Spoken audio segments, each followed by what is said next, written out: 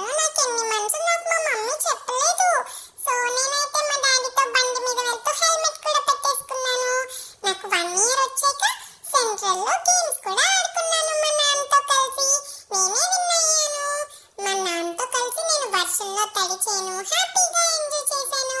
మీరు కూడా ఇలా ఆడుకున్నారా మీ నాన్నతో? హ్యాపీ ఫాదర్స్ డే నాన్న. Meet Yashna, my friend.